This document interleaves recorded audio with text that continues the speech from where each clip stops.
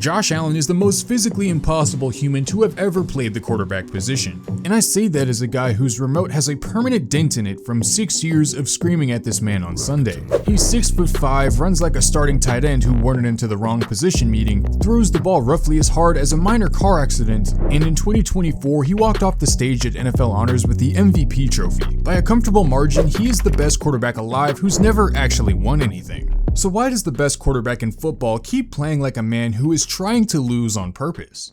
Because that is the other half of the Josh Allen experience. And if you've ever rooted for his team, your stomach is already somewhere around your ankles. From the day he walked into the league in 2018, no quarterback has put the ball in more danger than this guy. 171 turnover-worthy plays, the most in pro football over that stretch. And the man sitting in second place is almost 30 behind him. In 2023 by himself, Allen handed it to the other team 22 times, second most across the entire league. No one else is even in the conversation. You can run down the entire list of every gunslinger who ever terrified a fan base, and every quarterback who ever made a coach chew clean through a headset cord, and Allen is perched at the very top of that list while somehow also being the most valuable player in the entire sport, which should be impossible, and yet here we absolutely are.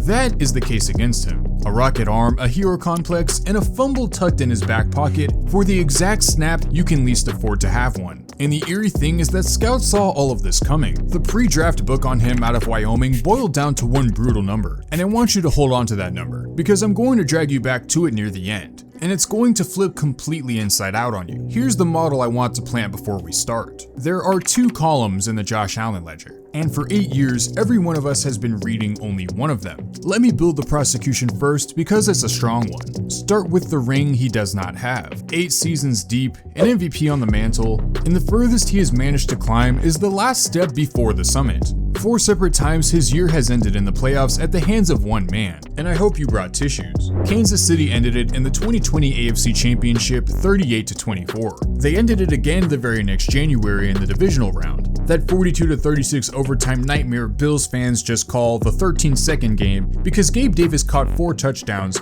Buffalo led 36-33 with 13 seconds on the clock, and that was somehow enough time for Mahomes to hit 2 throws, set up Harrison Butker for a field goal, steal the coin toss, and walk it off to Travis Kelce without Josh Allen ever touching the ball again. A third time in January 24, 27-24 in Buffalo on a missed field goal. And then the 2025 AFC Championship, where it finally felt like Josh Allen might get it done, but fell short yet again. Patrick Mahomes is 4-0 against Josh Allen in the postseason. They golf together all summer, and then in January, Pat quietly takes his lunch money. Now for the how, and it's the freelancing that everybody talks about. The scramble drill that becomes a poster one snap, and a lowlight the next snap. Every coach he has played under has begged this man to slide, to just take the check down, to throw the dumb ball away, and every so often he looks all of them dead in the eye and slings a sidearm heater into triple coverage. The 2018 scouting reports had a phrase for it. He leaves a clean pocket too early. He trusts the arm too much. Turns out they were describing the same guy we're still watching 7 years later. And the turnovers he makes are not the quiet kind.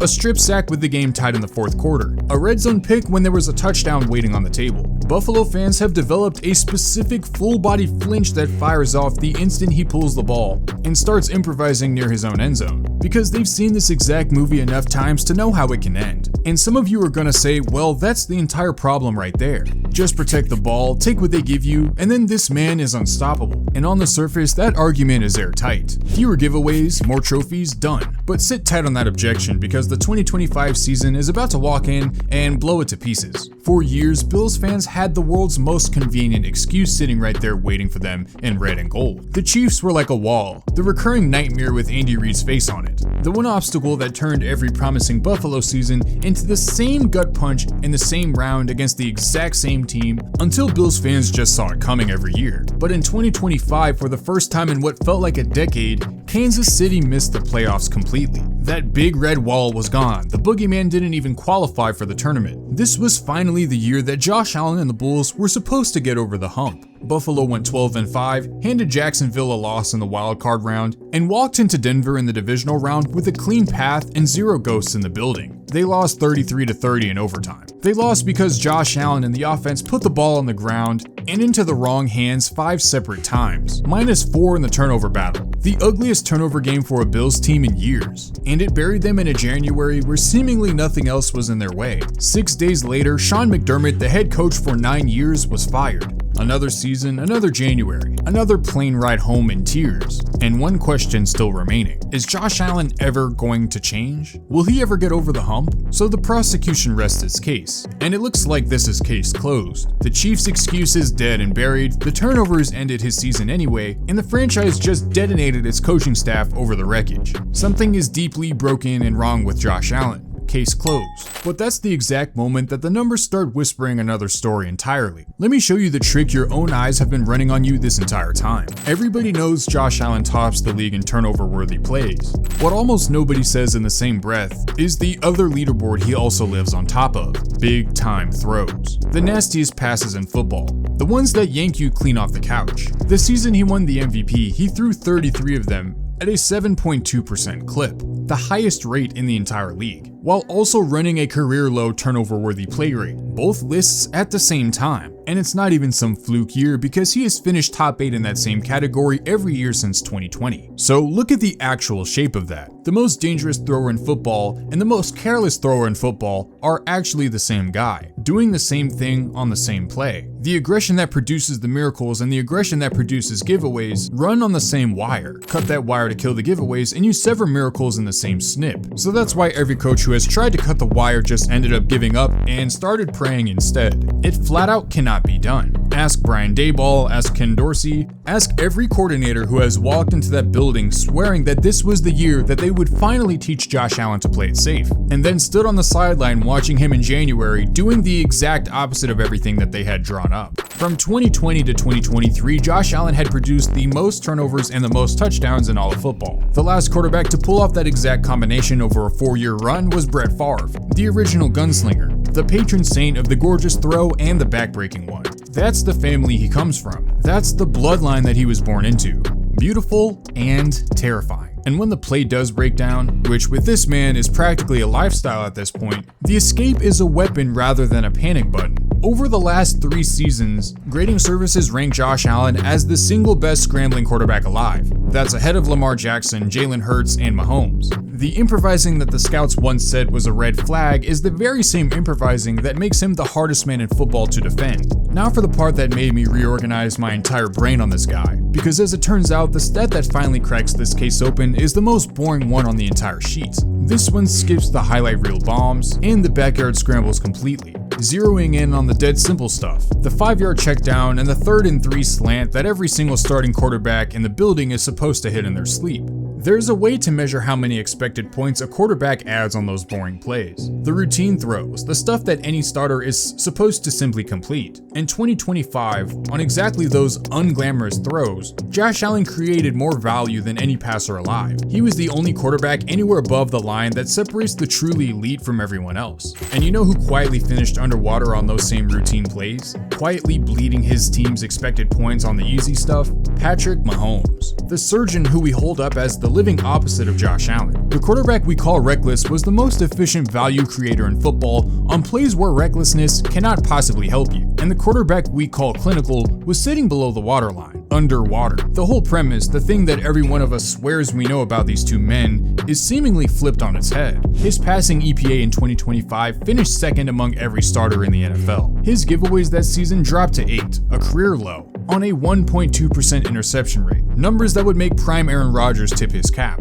But the most insane part about that was that he actually kept most of his aggression. He kept firing off throws that scared defensive coordinators in their sleep. He just stopped paying the extra tax on them, and the team math backs it up in a way that is a little bit rude to the doubters. That same season, the Bills averaged more points per drive than any Buffalo team has ever fielded, 2.8 of them, and their opponents scored a grand total of 27 points off of Buffalo turnovers the entire year. The season before, that number was 80. He did more than just trim his giveaways. He flipped the thing that used to sink the Bills into an engine of one of the most deadly offenses in NFL history. And of course, there is a clean comparison with Mahomes sitting right there. Mahomes traversed this exact same journey, from a wide-eyed gunslinger to a careful surgeon as defenses adjusted, and as Andy Reid rebuilt his scheme around the middle of the field. And let's not forget losing Tyreek Hill, a man where he could just throw it up and he would go find it. The difference is that Mahomes traded a real chunk of his fireworks for that safety. A fair trade. He got a couple of Super Bowls out of it. But Allen found a way to keep almost all of the fireworks and still slash the mistakes in half. And somehow, some way, we turned that into criticism. And it's also worth saying out loud who he's actually doing it with.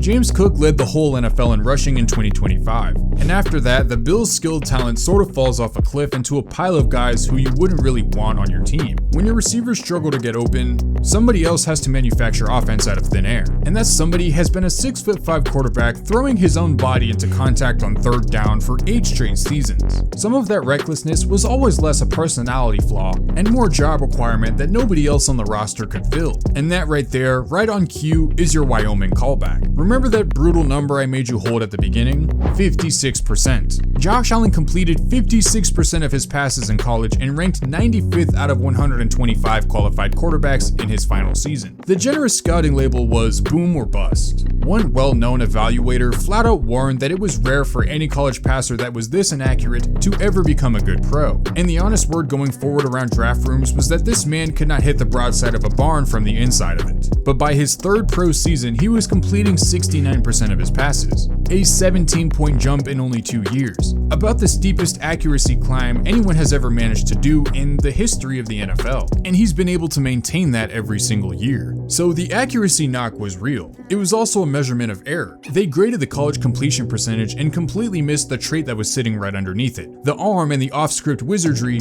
that was always the actual asset. And the thing that should bug you is that we're running this exact identical play on him right now. We spent his rookie year grading the misses instead of his arm, and now we're spending his prime grading his giveaways instead of the genius. But I know what you're thinking. If the math loves him so much, then why did he cough it up in Denver 5 times? Fair question, and the answer to that is the entire reason this video exists. You grade the interception you can see, and there's no way to see expected points. When Josh Allen fumbles in overtime, it's a massive thunderclap. It runs on every show for a solid week. It's the clip somebody drops in a group chat at 1 AM when they want to dunk on Josh Allen, but when he converts a 3rd and 9 off of a busted play that pretty much no other human on earth could complete, it just becomes marked as a first down and then the broadcast rolls to the next Ford truck commercial. Your brain files the disaster in a permanent marker, and the miracles are all in disappearing ink. That's the whole problem. We all remember endings. We remember pain, and a giveaway in overtime happens to be both of those at the same time, which means the whole time we've been assembling this case against Josh Allen, we have been tallying one column of that ledger and pretending the other column is free money. It was never free. He is the single reason a roster with a rushing champion and not one receiver who you would trust on a real contender was 60 minutes from the Super Bowl yet again. Take him off that team and they're picking top 10, not playing in January. So does the risk ever go away? Nope, and Denver's proof of that. The variance is baked in all the way. And on Sunday, the same instinct that wins him 12 games is one that can still cost him that 13th game. And you cannot fully remove that instinct from him without deleting something that makes him special. While he has truly managed to cut his turnovers out, they will truly never be zero. It's just not possible to take some of the risks he does without some of the downside. Nothing is wrong with Josh Allen. Something is wrong with the rubric we're using to grade him. For 8 years, we've counted every single mistake and have forgotten to count the miracles. And the league is quietly filling up with quarterbacks built exactly like this one. Quarterbacks that can play off script with high variance. Josh Allen isn't the last of a dying breed. He's the first of a new one.